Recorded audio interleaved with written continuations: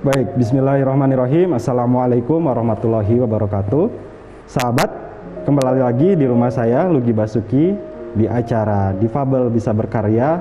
Tentunya bersama bintang tamu yang terbaik yang akan saya datangkan ke sini. Bersama DT Peduli, inilah dia acara Difabel Bisa Berkarya. Jadi sahabat, sebelum kita mulai untuk wawancara, saya ingin membagikan informasi dulu terkait dengan tenaga kerja disabilitas di Indonesia. Sekitar 0,18% tenaga kerja disabilitas Indonesia yang sudah bekerja. Dari perbandingannya seperti ini. Sekitar 145 juta tenaga kerja aktif, 0,14% itu adalah sekitar 5.400 para pekerja disabilitas. Sedangkan berdasarkan Undang-Undang Nomor 8 tahun 2016 dikatakan 1% teman-teman atau disabilitas diberikan jatah untuk bekerja di BUMN dan 2% untuk di perusahaan swasta, dan belum lagi gajinya masih di bawah rata-rata. Baik, sahabat, mari kita saksikan dulu cuplikan singkat dari bintang tamu kita saat ini. Yusuf seorang remaja asal Garut. Ia adalah seorang difabel daksa. Lahir prematur dan mengalami keterbatasan tidak menjadikannya seseorang yang tidak percaya diri. Pendidikan formal yang ia tempuh hanya sampai lulus SD. Namun bagi Yusuf itu tidak menjadi halangan untuk terus berjuang.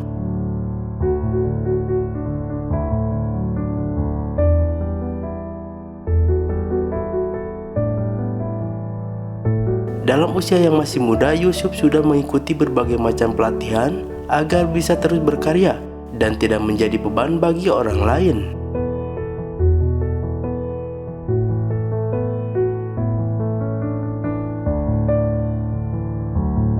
Bersama Difabel Creative Center, kini Yusuf sudah menghasilkan banyak karya, mulai dari gamis, jasko, baju kaos, dan lain-lain.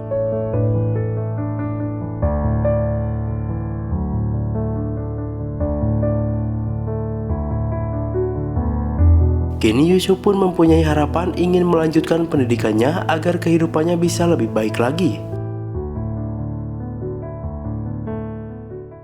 Baik, Kang Yusuf, apa kabar?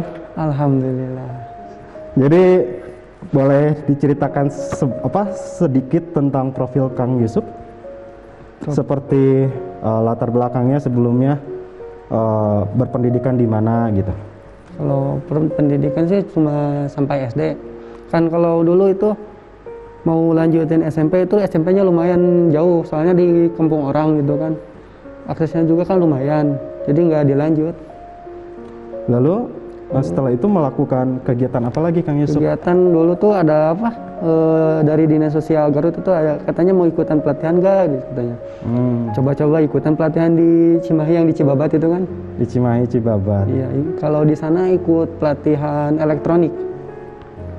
Baik, jadi Kang Yusuf ini masih muda ya, lulus SD ya? SD. Lulus SD tahun 2013. Tahun 2013. Ya. Lalu melanjutkan untuk berkegiatan pelatihan untuk disabilitas di Dinsos ya? Ya, di Dinsos. Selain itu apa lagi Kang Yusuf? Selain itu ya ikut dulu pelatihan sih sampai tahun berapa? Tahun 2018. Dari sana itu coba-coba ikut kerja gitu sama temen, ikut yang kan kalau di Jawa itu kan tempatnya, kalau di Solo itu, jadi kalau kita punya karya itu dihargai gitu. Jadi ada tempatnya, wadahnya, jadi kalau ke sana itu, kalau kata orang sana itu surganya difabel lah kalau di sana. Kalau di Solo itu ya. Jadi di situ Kang Yusuf itu memperkenalkan atau memberikan jasanya gitu kepada para yayasan yang di sana untuk bisa membuat sebuah elektronik tadi. Kalau yang di Solo itu tadinya mau mau lanjutin elektro, tapi ternyata kalau elektro itu harus sekolah lagi, harus ikut tes kayak ujian lah. Dari sana tuh kalau ngikut sekolah lagi lama ya udahlah ikut jahit aja. Kalau ya jahit kan lulusan SD udah langsung masuk, bisa langsung belajar gitu. Kan ibu juga jahit. Oh, ibu juga jahit Iya. gitu ya. Oh, baik. Selain profil singkat tentang mungkin pelatihan itu ya, kalau profil singkat tentang Kang Yusuf pribadi seperti apa? Apakah disabilitas sejak lahir atau seperti apa, Kang Yusuf? Kalau apa difabel itu dari lahir, soalnya kan dulu itu pas lahir itu prematur, cuma 7 bulan itu katanya. Itu ibu juga pernah waktu ngandung saya itu juga pernah jatuh gitu. Oh, jadi karena prematur itu, lalu ternyata Kang Yusuf itu menjadi seorang difabel atau disabilitas daksa gitu ya. Iya. Kalau boleh tahu disabilitas daksa itu sendiri apa sih? Ya mungkin yang punya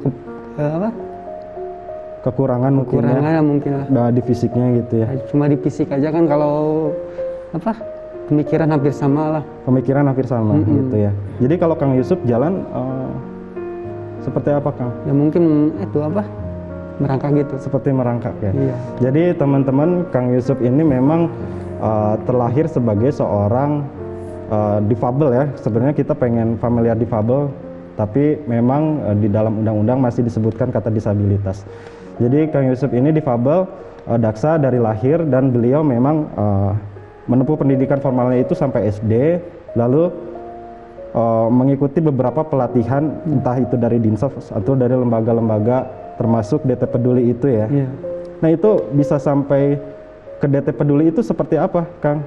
Karena kan yang saya tahu sebelumnya dari elektro, terus sekarang kemampuannya menjahit tuh, gimana tuh? Jadi kan dulu waktu di Solo ikut jahit juga, ikut pelatihan jahit. Jadi kan di sana tuh pernah juga di Jogja ikut kerja juga kan, coba-coba kerja sama temen. Tapi karena gak betah ya pernah kabur juga dari tempat kerja. Oke. Itu nekat tuh dari sana itu sendiri pulang gitu ke Garut. Tunggu. Ada hal menarik nih. Dari Solo, Dari Jogja dari Jogja, lalu nekat pulang sendiri ke Garut. Garut. Ke Garut. Udah gak betah di sana. Oh gitu, karena sudah tidak betah. Nah, ini perjalanan dari Jogja ke Bandung itu seperti apa? Karena kan yang saya tahu Kang Yusuf ini jalannya juga merangkak gitu. Iya. Apakah naik Bus. Naik bis? Kan di situ juga ada teman. Itu pas dulu pulang tuh kan itu lagi enak-enaknya kerja. Tapi kan tidurnya di tempat si bapaknya itu yang punya konveksi lah. Oke. Atau punya itu.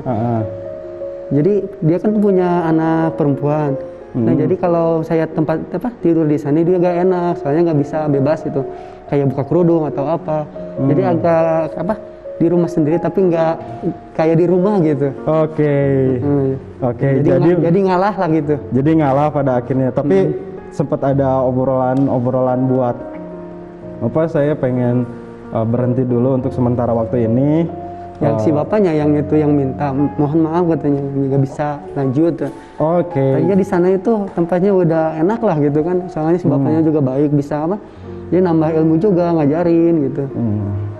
Baik. Ngajarin motong dan lainnya. Baik. Jadi memang nah ini saya pengen tahu tuh, waktu pada saat di bis, kan tadi katanya naik bis dari Jogja ke Bandung, ke Garut kan? Itu di sana tanggapan dari yang ada di bis itu ramah tamahkah atau kayak gimana terhadap teman-teman disabilitas itu sendiri? Kalau di sana kan soalnya tempatnya juga kan udah kayak surganya, biasa aja gitu.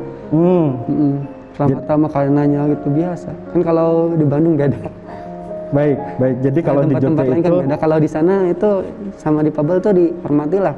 Seperti ada, jadi nggak mandang fisik. Baik. Salah satu contohnya seperti apa, Kang Yusuf? Jadi contohnya yang nggak bawa-bawa fisik. Jadi kalau mau kerja ya yang penting kita mau benar-benar kerja ya kerja. Jadi nggak dibanding-bandingin sama yang normal.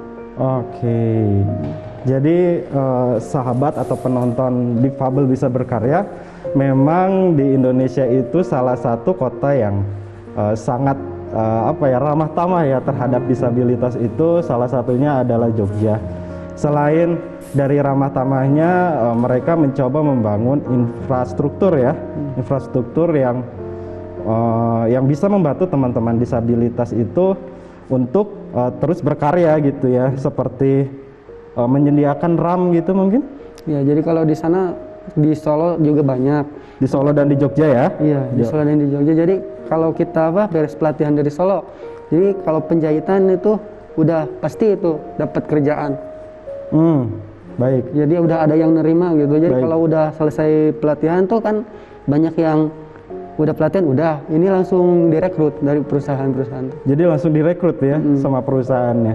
Apakah perusahaannya yang bergerak di bidang menjahit saja atau memang menjadi marketing pun bisa di sana atau kayak Banyak gimana? sih yang itu.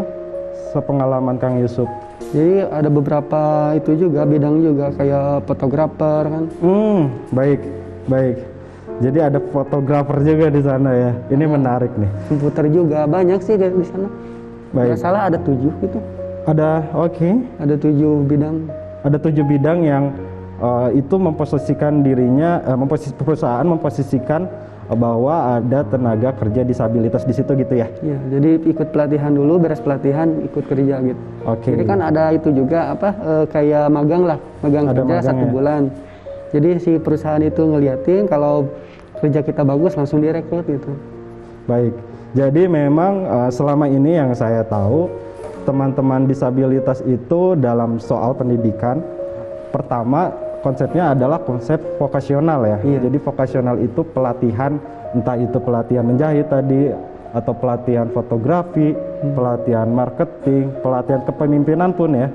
Nah, setelah mereka dibina untuk fight atau memiliki kemampuan di bidang itu secara soft skill dan hard skill, lalu mereka diterjunkan untuk magang dulu dan lalu bekerja gitu ya. Iya. Seperti halnya bertemu dengan DT Peduli ya? Iya, hampir sama. Sama. Itu gimana tuh waktu pas bertemu dengan DT Peduli? Pas ketemu DT Peduli itu juga masih kerja. Kata teman tuh Di Garut dulu kan? enggak, ya lagi kerja di Cibiru. Di Cibiru. Di situ Baik. cuma 1 bulan kalau nggak salah. Keburu kesini juga. Baik, nanti kita bakalan kupas lebih dalam soal itu ya. Sebelumnya ada yang mau lewat satu ini, sahabat tetap di acara Difabel Bisa Berkarya.